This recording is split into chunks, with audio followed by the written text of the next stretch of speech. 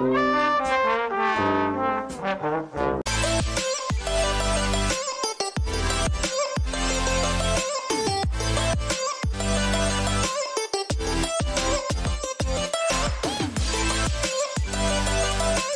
शुरुआत में हमें बगदाद के शहर में रेगिस्तान दिखाया जाता है, जहां पर आर्मी एजेंट्स की टीम अपने लीडर लू फेंग के साथ एक मिशन पर आई थी। लू आकर वहां पर ऑयल फैक्ट्री के लीडर से मिलता है, जो यहाँ पर फैक्ट्री कंट्रोल करने का काम क्या करती थी। असल में ऑयल कंपनी की फैक्ट्री के लोग बहुत बड़ी मुसीबत में थे। इन पर हर रोज हमले हो रहे थे और यही वजह थी कि लियो की टीम इनको यहाँ पर बचाने के लिए आई थी। फैक्ट्री की लीडर लू को बताती है कि उसने यहाँ पर 400 लोगों को बचाना है और हमें यहाँ से बचाकर ग्रीन जोन तक पहुँचाना होगा। इसके बाद हमें गांव में क्रिस नाम का एक आदमी दिखाया जाता है, जिसके पास उसका भाई आया था। वो कहता है, भाई मैं आपके लिए एक मिशन लाया हूँ, जिसको पूरा करने पर हमें बहुत सारे पैसे मिल सकते हैं। हमें एक बस में कुछ लोगों को अगवा करना है। जब क्रिस अपने भाई की ये बात सुनता है तो उसे मना कर देता है, क्योंकि क्रिस कभी भी कोई गलत काम नहीं किया करता था। इसके बाद हम क्रिस के गाँव में ओविन नाम के एक आदमी को देखते हैं, जो जमीन से पानी निकालने का काम किया करता था। क्रिस के गाँव में भी पानी की कमी थी। क्रिस अपने गाँव वालों से बहुत प्यार करता था, इसीलिए वो पानी निकालने के लिए ओविन को बुलाता है। ओविन अब एक कुएं से पानी निकालने की कोशिश करता है, मगर नहीं निकाल पाता। उस वक्त गर्मी भी बहुत थी और क्रिस के गांव के लोग बहुत गरीब भी थे। यहाँ पर ओविन क्रिस से कहता है, अगर कुछ पैसों का बंदोबस्त हो जाए तो हम यहाँ से आसानी से पानी निकाल सकते हैं। ये सुनकर क्रिस ओविन से कहता है कि ठीक है, मैं पैसे लेकर आऊंगा। उधर फैक्ट्री के अंदर लू अपनी टीम के साथ मिलकर ये प्लान कर रहा था कि हमें फैक्ट्री के लोगों को बचाकर हाईवे ऑफ डेथ से लेकर जाना होगा, तभी हम ग्रीन जोन तक पहुँच सकते हैं। ये रास्ता शॉर्टकट तो है, पर बहुत ज्यादा खतरनाक भी। इसके बाद यहाँ पर फैक्ट्री की लीडर सारे सिस्टम को लॉक करके एक पेन ड्राइव में महफूज करके अपने बैग में रख लेती है, ताकि सब कुछ उस ड्राइव में महफूज हो जाए और किसी को भी कोई खतरा ना हो। फिर वो अपना बैग अपनी एक असिस्टेंट को दे देती है। दरअसल फैक्ट्री के लीडर की असिस्टेंट लू की बेटी होती है। उसकी अपनी डैड यानी कि लू के साथ लड़ाई हुई थी, क्योंकि जब उसकी मॉम की मौत हुई तो लू उनके पास नहीं था। इसी वजह से लू की बेटी अपनी डैड से नाराज थी और नफरत किया करती थी, जिसके बाद सभी लोगों को बस में बिठाकर ग्रीन जोन की तरफ ले जाया जाता है। जल्द ही ये हाईवे ऑफ डेथ के पास पहुंच गए थे। वहां का मंजर देखकर लियो की बेटी डर गई थी, क्योंकि आज तक कोई वहां से जिंदा नहीं गया था। हर तरफ गाड़ियां ही गाड़ियां थी, जिनका एक्सीडेंट होने की वजह से बहुत बुरा हाल था। लियो अपनी टीम से चारों तरफ नजर रखने का कहता है और फिर अपनी बस को लेकर आगे बढ़ता है, मगर रास्ते में 2 गाड़ियाँ थी,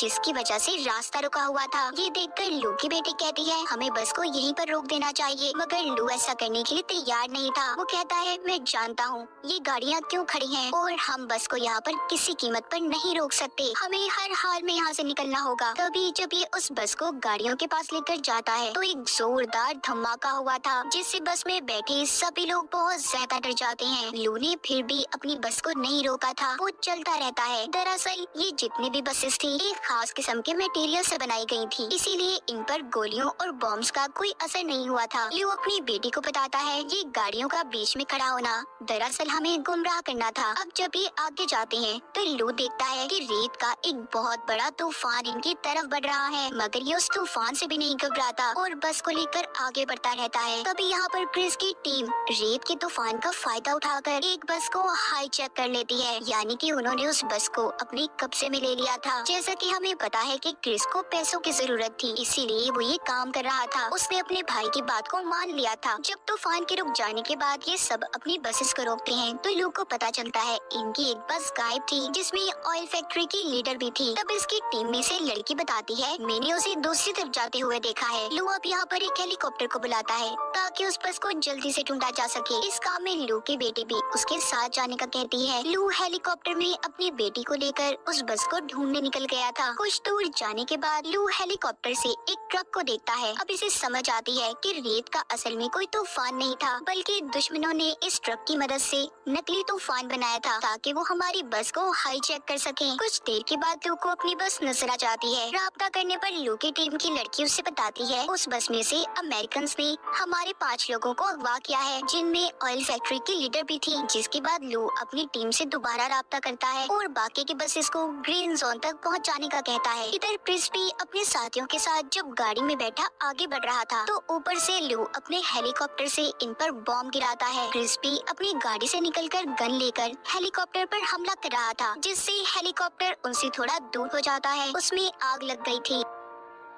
क्रिस अपने भाई को अभी खंडर में लेकर आया था, जहाँ पर लाकर उससे पूछता है कि ये किसका मिशन है, मुझे सच सच बताओ जिसमें इतना ज्यादा खतरा है, हेलीकॉप्टर से हम पर बॉम्ब गिराई जा रही है। तभी वहाँ पर ओवेन आता है जो कि क्रिस का दोस्त था। कहता है कि ये मिशन सारा प्लान मेरा था, उसने ऑयल फैक्ट्री के लीडर को भी अगवा कर लिया था। इसका मकसद ऑयल कंपनी के सारे सिस्टम को हैक करके यानी कि अपने कंट्रोल में लाकर, जिससे इसे बहुत सारे पैसे मिलने वाले थे। ऑयल फैक्ट्री के लीडर को भी ये बात समझ आ गई थी कि वो ओवेन ही था जो इनकी फैक्ट्री पर हमले करवा रहा था, ताकि जब हम अपनी जगह बदलकर ग्रीन जोन की तरफ जाने लगे तो ये रास्ते में हमें अगवा कर ले। क्रिस यहाँ पर ओवेन से कहता है तुम इतना बड़ा प्लान कैसे बना सकते हो, और मैं आगे अब इस प्लान में तुम्हारा साथ नहीं देने वाला, मुझे मेरे पैसे दो ताकि मैं यहाँ से जा सकूँ। ओवेन कहता है अभी कुछ और काम बाकी है, जिसके बाद तुम्हें तुम्हारे पैसे मिल जाएंगे। क्रिस का भाई भी यही कहता है कि अभी कुछ काम बाकी है, मगर क्रिस किसी की परवाह ना करते हुए कहता है कि अगले 2 घंटे के अंदर अंदर मुझे मेरे पैसे चाहिए। इतना कहकर वो वहाँ से चला गया था। क्रिस भी अपने गाँव में पहुँच गया था। उसे अपने भाई पर बहुत गुस्सा आ रहा था क्योंकि उसने सही बात नहीं बताई थी उसे, जिसके बाद वो थोड़ा खुद को सुकून में लाने के लिए बच्चों के साथ बाहर खेलने चला गया था। तभी उधर ल्यू आता है जो कहता है कि मैं यहाँ पर अपने लोगों को बचाने आया हूँ जिनको तुमने अगवा किया है, मैं जानता हूँ मेरे लोग तुम्हारे पास हैं। क्रिस भी जवाब देता है कि मैं भी अपने गाँव वालों को बचा रहा हूँ। जैसा कि हमें पता है क्रिस ने ये काम भी पैसों की खातिर सिर्फ अपने गाँव वालों के लिए किया था, ताकि ये उनके लिए पानी का इंतजाम कर सके, और ये सारा प्लान ओवेन का था ताकि क्रिस भी उसका साथ दे सके, मगर ओवेन ने इसे धोखा दे दिया। फिर इसके बाद लू वहाँ से चला जाता है। कुछ देर के बाद क्रिस एक खाली फैक्ट्री में आया था जहाँ पर वो अपने भाई की लाश को देखता है। तभी उधर लू भी आ गया था। इन दोनों की यहाँ पर बहुत लड़ाई होती है, कभी क्रिस लू पर भारी पड़ रहा था तो कभी लू, क्योंकि क्रिस को यहाँ पर ऐसा लग रहा था कि उसके भाई को लू ने मारा होगा। मगर जब वहाँ पर कोई चीज क्रिस के भाई पर गिरने वाली थी तब लू उसे बचा लेता है। यहाँ पर उसको पता चल जाता है कि उसके भाई को लू ने नहीं मारा बल्कि इसमें ओवेन का हाथ है। तभी वहाँ पर इन पर गोलियां बरसने लगती हैं। दरअसल यहाँ पर भी ओवेन ने अपने गुंडों को इन्हें मारने के लिए भेजा था, मगर ये उन गोलियों का मुकाबला करते हैं। क्रिस उन पर बॉम्ब गिराता है जिससे बहुत बड़ा धमाका हुआ था। खैर वो गुंडे तो वहाँ से भाग गए थे, मगर इस उसमें क्रिस की गाड़ी भी बर्बाद हो जाती है। ये दोनों समझ गए थे कि इनको एक ही इंसान को पकड़ना है और वो है ओवेन, जो अब इन दोनों का दुश्मन था। क्रिस कहता है कि मैं जानता हूँ इस वक्त ओवेन कहाँ पर होगा। उधर दूसरी तरफ ओवेन फैक्ट्री के लीडर और उसके कुछ लोगों को अपने साथ फैक्ट्री में ले आया था, जहाँ पर वो सिस्टम को खोलने की कोशिश करता है, मगर उस पर एक कोड लगा हुआ था। ओवेन फैक्ट्री के लीडर से जब कोड के बारे में पूछता है तो वो नहीं बताती। तभी वो उसके 2 लोगों को मार देता है, जिसे देखकर फैक्ट्री की लीडर डर गई थी। अब वो उसके बेटे को मारने की धमकी देता है, तो ये सुनकर फौरन फैक्ट्री की लीडर उसे बताती है कि ये कोड एक पेन ड्राइव में है जो मैंने अपने बैग में रखी थी, पर मैं ये नहीं जानती कि वो कहाँ पर है। मुझे बस इतना याद है कि वो बैग मैंने अपने असिस्टेंट को पकड़ाया था। तभी यहाँ पर फैक्ट्री के लीडर का बेटा अपनी मॉम के फोन पर कॉल करने का कहता है, जिससे उनके फोन के लोकेशन के बारे में पता चल जाएगा कि फोन और बैग कहाँ पर है। असल में वो बैग ल्यू की बेटी के पास था जो इस वक्त क्रिस के गाँव में थी। उधर ही गाँव में लोगों बाकी के लोगों के ग्रीन जोन में पहुँचने की खबर मिल जाती है। यहाँ पर उसकी बेटी उससे पूछती है कि आप क्रिस पर कैसे भरोसा कर सकते हैं। लू बताता है कि वो एक अच्छा इंसान है, लोगों की भलाई सोचता है, हम उस पर यकीन कर सकते हैं। तभी क्रिस को लू की डायरी मिलती है जिसे उठाकर वो उसके पास लेकर आया था। उसे कहता है कि क्या तुम इस लड़की को पसंद करते हो, तुम कितने खुशकिस्मत हो ना कि तुम्हें ऐसी लड़की मिली, तुम हर वक्त उसकी तस्वीर को अपनी डायरी में रखते हो। लू यहाँ पर बताता है तुम गलत सोच रहे हो, दरअसल वो मेरी बेटी है। इस बात पर क्रिस उससे माफी मांगता है। लू बताता है दरअसल जब मेरी वाइफ की मौत हुई तो मैं अपनी बेटी के पास नहीं था, जिस वजह से वो मुझसे आज तक नाराज है। वो कहता है और इस मिशन पर भी मैं इसीलिए आया था कि मैं अपनी बेटी को बचा सकूं, जो यहाँ ऑयल फैक्ट्री में काम करती है। क्रिस कहता है फिक्र नहीं करो, सब ठीक हो जाएगा, हम सबको बचा लेंगे, हम मिलकर मुकाबला करेंगे। तभी उन्हें कुछ गुंडों की आवाजें सुनाई देती हैं। वो जाकर उन गुंडों का मुकाबला करते हैं। यहाँ पर उन्हें पता चलता है कि उन्हें तो यहाँ पर ओवेन ने भेजा है, जो यहाँ पर फैक्ट्री के लीडर का बैग लेने आए हैं जो लू की बेटी के पास था। उनके पास काफी सारे हथियार थे, उन्होंने सभी गाँव वालों को बंदी बना लिया था और अब वो फैक्ट्री के लीडर का बैग भी मांगते हैं जिसमें पेन ड्राइव थी जिसमें सिस्टम का कोड लॉक था। क्रिस उन्हें वो बैग दे देता है, जिसे लेने के बाद वो वहाँ से चले गए थे। ऐसा करने पर लू और उसकी बेटी उससे बहुत नाराज थे। तब क्रिस कहता है कि मैं पूरे गाँव वालों की जान को ऐसे खतरे में नहीं डाल सकता था। जब सुबह होती है तो क्रिस लू की बेटी से पूछता है कि आखिर उस बैग में क्या था जिसको देने पर तुम तैयार नहीं थी। वो बताती है उस बैग में एक पेन ड्राइव थी, जिससे ऑयल फैक्ट्री के सारे सिस्टम को हैक कर सकते हैं और पूरे बगदाद शहर के ऑयल को कहीं पर भी ट्रांसफर यानी कि भेजा जा सकता है। इस सिस्टम से ऑयल स्मगलिंग भी होती है, जिसके बाद किसी भी शहर को वो ऑयल बेच सकते हैं। और अगर ऐसा हो गया तो ये अब तक ऑयल की सबसे बड़ी चोरी होगी। दूसरी तरफ हम जर्मनी के शिप को देखते हैं, जिसका कैप्टन ओवन से फोन पर बात कर रहा था। इधर गाँव से भी क्रिस और लू निकल गए थे, मगर लू की बेटी को ये लग रहा था कि वो दोनों मिलकर भी सब कुछ नहीं रोक पाएंगे, इसलिए वो भी गाड़ी लेकर उनके पीछे निकल जाती है। ओवन के पास भी उसके गुंडे बैग को लेकर पहुंच गए थे। वो फैक्ट्री के लीडर को अब बैग देकर पेन ड्राइव से लॉक खोलने का कहता है। वो जैसे ही पेन ड्राइव को सिस्टम में लगाती है, सारा सिस्टम ऑन हो गया था,